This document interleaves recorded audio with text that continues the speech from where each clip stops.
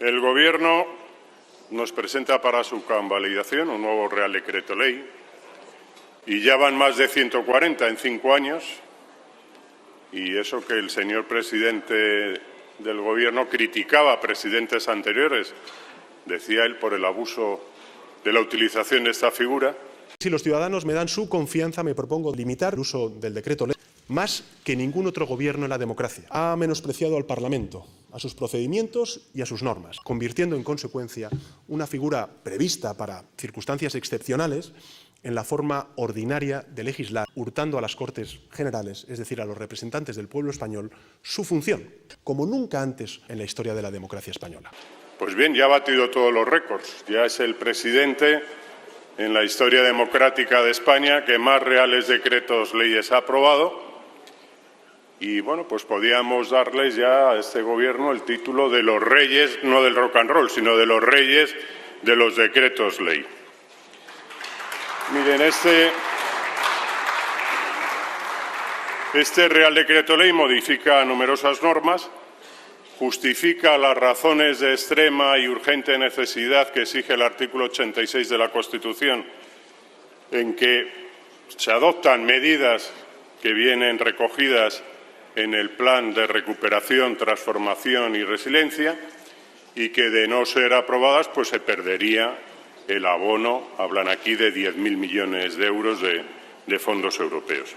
Y decía hace unos momentos el señor ministro en su presentación que todas y cada una de las medidas, decía él, todas y cada una de las medidas que se recogen en estos reales decretos ley afectan a millones de españoles. Pues bien, en concreto hay medidas que afectan a muy poquitos. En la parte final de este Real Decreto Ley se vuelven a colar cosas, como acostumbra este Gobierno en todos los reales decretos leyes, que nada tienen que ver con la exposición de motivos, que nada tienen que ver con estas medidas del Plan de Recuperación y Resiliencia y que nada tienen que ver con la justificación de las razones de extraordinaria y urgente necesidad a que hace referencia, como dije antes, el artículo 86 de la Constitución. Así, en la disposición adicional segunda, se vuelve a introducir la cuestión de los funcionarios de administración local con habilitación de carácter nacional de las provincias vascas, sometiendo su regulación a la normativa autonómica. Esta cuestión ya se introdujo en la Ley de Presupuestos Generales del Estado de 2022 y fue recurrida ante el Tribunal Constitucional por mi grupo parlamentario. Y, en consecuencia, nos volvemos a reiterar en nuestra oposición frontal a esta disposición, que, como pueden comprobar, no afecta a millones de españoles, afecta a un colectivo muy concreto y provoca una desigualdad y un desequilibrio en el resto de territorios regionales de nuestro Estado español. En línea con el punto anterior, se añade una disposición adicional cuya finalidad es invocar los derechos históricos de Cataluña y su posición singular en materia de sistema institucional, y sujeta a la aplicación de la Ley de Bases de Régimen Local en su conjunto al respeto, en todo caso, de esa posición singular. No nos cabe ninguna duda que es una cesión a los separatistas catalanes y que la singularidad reclamada y lo que hay detrás de este cambio tampoco puede ser apoyado ni aceptado por nuestro grupo parlamentario. Igualmente, en estas disposiciones adicionales se modifica la Ley de Bases de Régimen Local, reduciendo el número de habitantes exigidos para que una localidad pueda constituirse en un municipio independiente. En concreto, se rebaja a que al menos tenga 4.000 habitantes, para dar así contentar a los nacionalistas vascos que han aplicado ya esta norma para la constitución del municipio vizcaíno de Usansolo. Es decir, el Gobierno ha aprovechado la aprobación del Real Decreto Ley para contentar a los nacionalistas y a los separatistas. Además, en la redacción del Real Decreto Ley se utiliza el lenguaje no sexista, bueno, ahora se llama lenguaje inclusivo. Utilizan el desdoblamiento innecesario que estorba, molesta y dificulta la comprensión e incomoda la lectura. Y como siempre que hacen esto, pues meten la pata. Se utilizan expresiones como juez y jueza, letrado y letrada, procurador y procuradora, ciudadanos y ciudadanas, abogados y abogadas, Pero luego, por ejemplo, en el artículo 10, al regular los servicios en las sedes judiciales electrónicas, indican que tendrán obligatoriamente un ejemplar de la Carta de Derechos de los Ciudadanos ante la Justicia. ¿Y los derechos de las ciudadanas ante la justicia? ¿Dónde están? ¿Dónde quedan? Pero claro, a mí me entra la duda de si esto es un error o está hecho a conciencia, porque dentro de estos mantras neofeministas de izquierda radical que asume este Gobierno, igual es que están pensando que las mujeres no precisan de una Carta de Derechos porque están por encima de todo esto. Claro, yo como desconozco hasta dónde llega esa ideología tan extrema, pues puede ser que digan, mire, la Carta delimita los derechos de los varones ante la justicia, pero las mujeres no tienen que tener delimitado por una Carta sus derechos ante la justicia. Por tanto, puede ser que no sea un error y que esté hecho a conciencia. También llama la atención la nueva redacción que se da al artículo 155 de la Ley de Enjuiciamiento Civil, que en su punto 1 habla de procurador y procuradora y en su punto 2 habla solo de procurador. Nos vuelve a entrar la duda de si es un error o es que el punto 2 no quiere aplicarse cuando se trata de procuradoras. O el 18 de la jurisdicción social, donde, dándole nueva redacción, insisto, pues habla de abogado, procurador, graduado social, pero en la misma párrafo habla de letrado o letrada de la Administración de Justicia. Y podríamos así seguir mencionando muchísimos artículos más. Mire, voy a concluir porque se me termina el tiempo. Una vez más, el Gobierno Frankenstein utiliza la figura del Real Decreto Ley para intentar colocar una serie de disposiciones que nada tienen que ver con las razones de extraordinaria y urgente necesidad que pudieran justificar esta figura excepcional a la que, como ya he dicho, hace referencia el artículo 86 de la Constitución.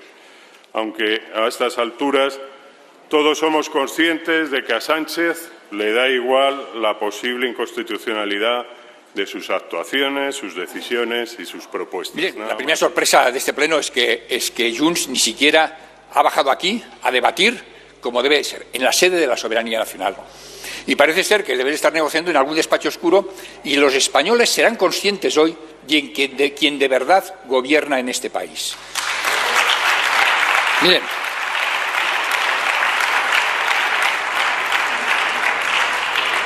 esta mi primera intervención en este pleno me ha servido para desempolvar mis apuntes de primero de Derecho, porque lo que vamos a hablar hoy aquí es de primero de Derecho, o como a la vicepresidenta le gusta decir, de primero de democracia.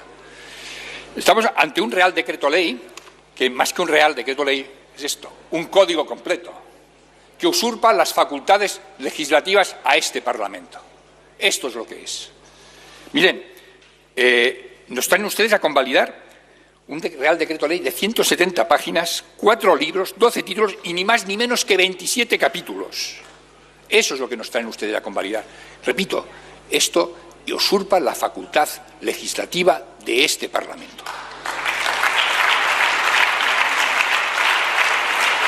Y nos dicen ustedes que es para cumplir el compromiso número 11 de la Reforma 2 que ustedes presentaron ante la Unión Europea. Mire, la paradoja ya es extraordinaria.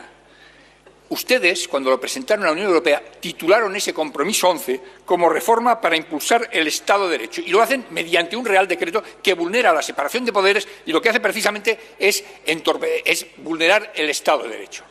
Ese es el título que ustedes le dieron. Y esa es la paradoja que se produce en esta convalidación. Miren, no cumple los requisitos. Y no hace falta entrar en la jurisprudencia del Tribunal Constitucional sobre los requisitos del Real Decreto Ley, de la urgente y extraordinaria necesidad. Solo basta en ir a la disposición final 9ª. Óiganme, establecen una vacatio legis en un Real Decreto Ley.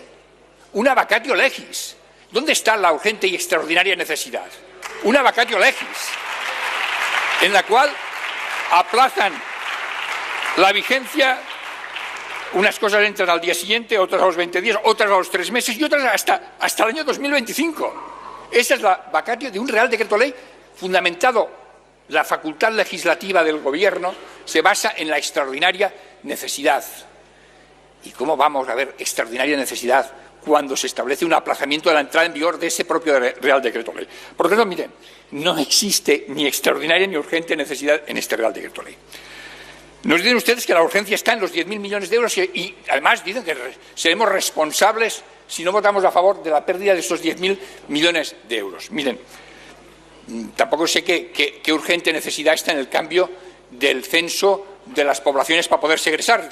Realmente, quizá la única extraordinaria y urgente necesidad es que estaba en el acuerdo con el PNV.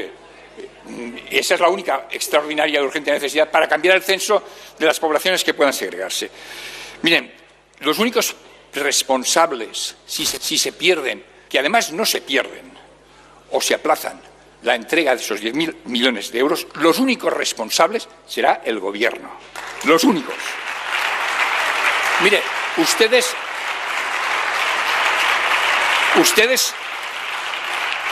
firmaron el calendario con la Unión Europea el 8 de noviembre de 2021. Entonces presentaron las 3 leyes de eficiencia procesal, digital y organizativa en la anterior legislatura. Mire, la digital, que es la que prácticamente es la que se ha traspasado, ni siquiera superó el trámite de enmiendas. Las otras llegaron a ponencia, pero estuvieron durmiendo el sueño de los justos en la Comisión de Justicia porque ustedes fueron incapaces de llegar ni siquiera a acuerdos con sus propios socios de legislatura. Miren, no han hablado con nadie, no han hablado con los operadores jurídicos, abogados, procuradores, jueces, notarios, no han hablado con nadie para aprobar este Real Decreto Ley, ni hablaron tampoco en la tramitación parlamentaria. Muchas gracias por ver el vídeo. No te olvides de suscribirte, darle me gusta y activar la campanita. Nos vemos en el siguiente.